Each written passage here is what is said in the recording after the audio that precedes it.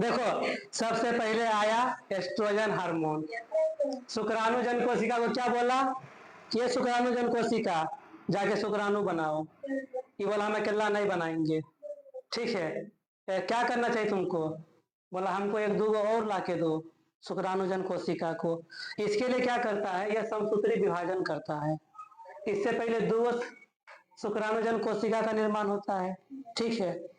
ये दोनों क्या करता है, फिर से समसूत्री विभाजन करता है। ये भी दूगो बनाता है, ये भी दूगो बनाएगा। क्योंकि समसूत्री विभाजन कर रहा है तो पहले 2n के रूप में था, अभी भी 2n के रूप में ही रहेगा, ठीक है। इस पूरी प्रक्रिया को हम लोग कहते हैं गुणन परावस्था। क्या कहेंगे? गुणन परावस्था। गुणन परावस्था का मतलब होता है अपने अंदर समसूत्री विभाजन करके अपने जैसे नए कोशिका का विकास करना, ठीक है। इस तरह से हो गया। अब क्या करता है, एगो 2n कोशिका हम लोग लेते हैं, ठीक है। एगो 2n कोशिका को लेंगे, इसको हम लोग नया नाम दे देते हैं। इसका नया नाम क्या होता है, याद करो। प्राथमिक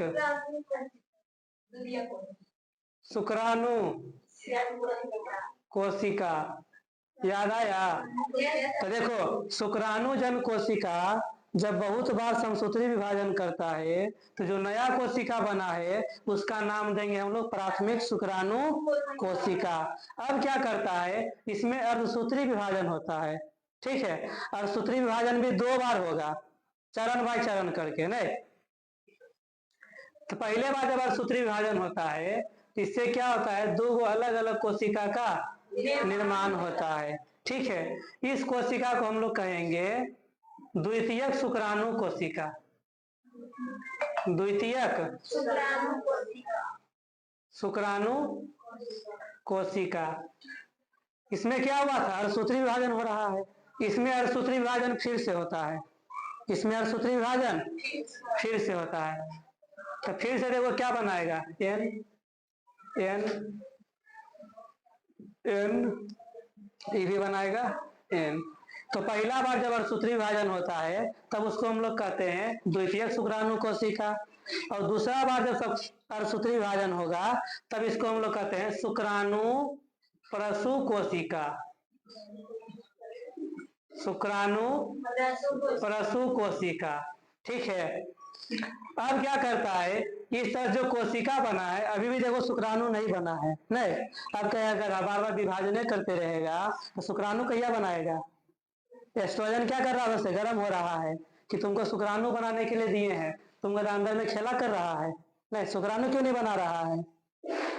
ये कहता ठीक है मालिक बना रहे हैं, नहीं। अब क्या करता है, अब इसमें अर्धसूत्री विभाजन नहीं होता है, अब इसमें होता है एक अलग प्रक्रिया होता है, उसका नाम होता है विभेदन। नाम क्या होगा? विभेदन। जब शुक्राणु परशु कोशिका में विभेदन की क्रिया होती है तब जो कोशिका बनेगा इसी को हम लोग कहते हैं शुक्राणु। इसी क्या कहते हैं? शुक्राणु। आया बात समझ में? हर एक कोशिका में क्या होगा, विभेदन की प्रक्रिया होगी और हर एक कोशिका विभेदित होकर शुक्राणु का निर्माण कर देती है। देखो कितना स्टेप में हुआ है। पहले समसूत्री विभाजन हुआ था, यहाँ पर सबसे पहले क्या हुआ था,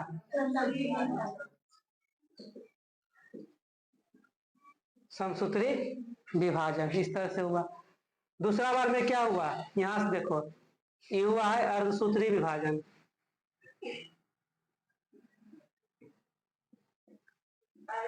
इसको अर्धसूत्री विभाजन फर्स्ट कह देंगे, पहला बार हुआ है। तो इसमें फिर देखो क्या हुआ था,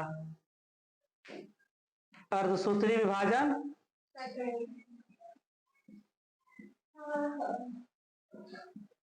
दूसरा, ठीक है। और लास्ट में क्या हुआ, विभेदन। तो शुक्राणु बनने में मुख्य रूप से 4 प्रक्रिया हुई है। पहला बार हुआ समसूत्री विभाजन, दूसरा बार हुआ अर्धसूत्री विभाजन, तीसरा बार भी अर्धसूत्री विभाजन हुआ और चौथा बार हुआ विभेदन। कोशिका किस तरह से बनी, तो पहले देखो शुक्राणु जन कोशिका था, जब इसमें समसूत्री विभाजन हुआ तो प्राथमिक शुक्राणु कोशिका बना। प्राथमिक शुक्राणु कोशिका में जब अर्धसूत्री विभाजन हुआ तब उसको द्वितीय शुक्राणु कोशिका कह दिए, ठीक है। इसमें फिर से अर्धसूत्री विभाजन हुआ तो उसको कहे शुक्राणु प्रसु कोशिका। और उसके बाद में विभेदन की प्रक्रिया हुई, तब जिस कोशिका का निर्माण हुआ उसका नाम हम लोग दे दिए शुक्राणु। इस तरह से शुक्राणु बन के तैयार हो गया। ठीक है, सब काम करवाया कौन है? Estrogen hormone. कौन करवाया है? Estrogen hormone. एस्ट्रोजन को बनाया कौन था? LH hormone. नहीं, एलएच बना कहाँ था? पीयूष ग्रंथि में। पीयूष ग्रंथि एलएच हार्मोन क्यों बनाया था? जीएनआरएच हार्मोन के कारण से। नहीं, जीएनआरएच हार्मोन कहाँ बना था? हाइपोथैलेमस ग्रंथि में। यह हार्मोन बनता कब है? किशोरावस्था में आने के बाद। यही पूरा प्रक्रिया चलते आता है। आया बात समझ में? तब से शुक्राणु बनना शुरू हो जाता है। अच्छा, इसका देखो अलग नाम होता है। पहले चरण को हम लोग बोलते हैं गुणन परावस्था। ठीक है, देखो दूसरे चरण का नाम होता है वृद्धि परावस्था, और तीसरे चरण का नाम होता है परिपक्व परावस्था। तो जरा सोच के देखो, इतना प्रक्रिया होती है ने, तो मात्र एक शुक्राणु 4 शुक्राणु का निर्माण हुआ है। ठीक है, और मात्र 2 ml वीर्य रहता है। इसमें कितना शुक्राणु बताए थे? इसमें लगभग 1 से 2 करोड़, इतना मान लो।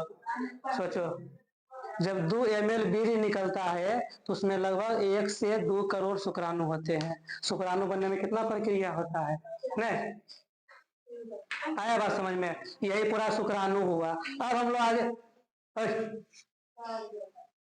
हम लोग आगे क्या देखेंगे कि शुक्राणु की संरचना कैसे होती है। ऐसा थोड़ा ऐसे बना ऐसा हो गया।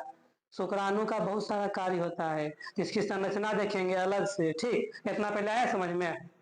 ठीक है, पहले कुछ कुछ लिख लो।